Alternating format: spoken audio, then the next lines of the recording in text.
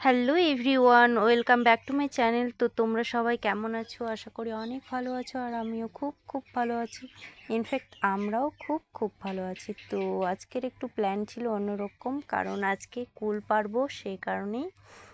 কারণ কুলগুলো অনেক দিন থেকে পেকে পেকে আছে গাছের মধ্যে, তো ভাবলাম যে পেরে নিয়ে শুকাতে হবে, আচার বানানোর জন্য কিছুটা রাখবো, আর কেউ কেউ খেতে চায় ওদেরকে দেবো। তো সেই কারণে কিন্তু আজকে জাল নিয়ে এই যে কুল পারবো, সেই কারণে প্রস্তুতি নিচ্ছিলাম। এই যে তারপর ওপর আবার ননদিনীও চলে এসেছিলো, ও একটু নিয়ে যাবে, তাই কারণে আমরা কিন্তু সবাই কিন্তু রেডি হচ্ছিলাম একদম পুরো নেট নিয়ে।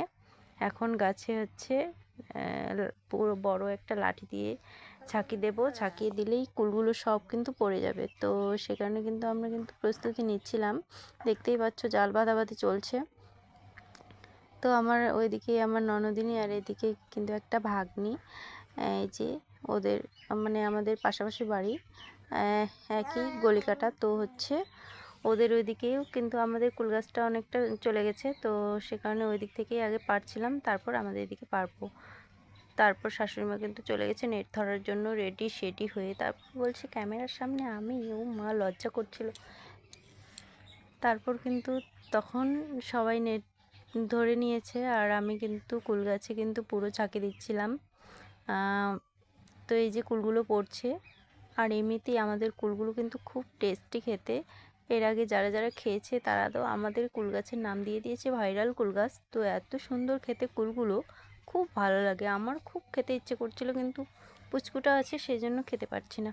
আর এই যে আমার ভাগনা ঠাকুর একদম কুলগুলো তুলতে ব্যস্ত বালতির মধ্যে। ভাগনা আর ভাগ্নি দুজনেই কিন্তু তুলছে কুলগুলো। আর ওইদিকে আমার ছেলে কিন্তু আমার ননদিনীর কোলে ছিল। তারপর কিন্তু আমরা কুলগুলো সব জড়ো করে এক জায়গায় ঠেলে নিয়েছি। এখন কিন্তু আমরা বাছবো কুলগুলো। আর দেখতে পাচ্ছ কতগুলো কুল এখানে, মনে হয় অনেক, মানে 20-30 কিলো এরকম কুল হয়ে যাবে। তো এই যে দেখতে পাচ্ছ কুলগুলো, কিছু কুল গাছের মধ্যে পেকেছিল, আর কিছু কিছু আর হচ্ছে একটা ভাস্তি এসেছিলো কুল খাওয়ার জন্য, তো ও নিয়ে তারপর চলে গেল। আর মা হচ্ছে কুল নিয়ে যাবে, তার বান্ধবীকে দেবে, সেই কারণে কিন্তু পুরো গামলা নিয়ে কুল বাছতে চলে এসছে। তো মায়ের বান্ধবীরা কিন্তু কুল খেতে চেয়েছে, সে কারণে কিন্তু এই যে কুলগুলো বড় বড়গুলো বাছতেছে, আর আমিও কিন্তু এদিকে বাছতেছি এই যে বড় গামলার মধ্যে। আর এখন আমাদের ক্যামেরাম্যান কিন্তু আমার ভাগনা, তো প্রচণ্ড লেভেলের ক্যামেরাম্যান, ও খুব ভালো ক্যামেরাম্যান, কাউকে লাগলে বলো। তো তারপরে কিন্তু কুলগুলো বাছা হয়ে গেছে, কমপ্লিট হয়নি এখনও, আরও বাছতে বাকি আছে। তো এই যে দেখো কুলগুলো কত সুন্দর লাগছে, পুরো একদম লোভ হচ্ছিল খাওয়ার জন্য, কিন্তু না, খাওয়া যাবে না, তো সেই কারণে খেতে পারলাম না। বাট তোমরা কুল খেতে চাইলে আমাদের বাড়ি চলে আসতে পারো কুল খাওয়ার জন্য, সবাইকে নেমন্তন্ন রইল। তাড়াতাড়ি কিন্তু চলে এসো, নাহলে কুল পুরো শেষ হয়ে যাবে। তারপরে সবাই মিলে বাছলাম, শাশুড়িমা, আমি আর হচ্ছে ভাস্তি। আর এইদিকে কিন্তু আমার ননদিনী বাইরেই ফোন করছিল তার ননদকে। তো আমার ভাগনা কিন্তু পুরো ক্যামেরা নিয়ে চলে গেছিলো, আর আমার ছেলে দেখো কি সুন্দর তাকিয়ে আছে ক্যামেরার দিকে। ও কিন্তু পুরো একদম ক্যামেরাতে মানে চোখগুলো পুরো যায় ওর, আর ও কিন্তু পুরো মানে মোবাইলের এত কি বলবো, মানে ভাষা খুঁজে পাচ্ছি না।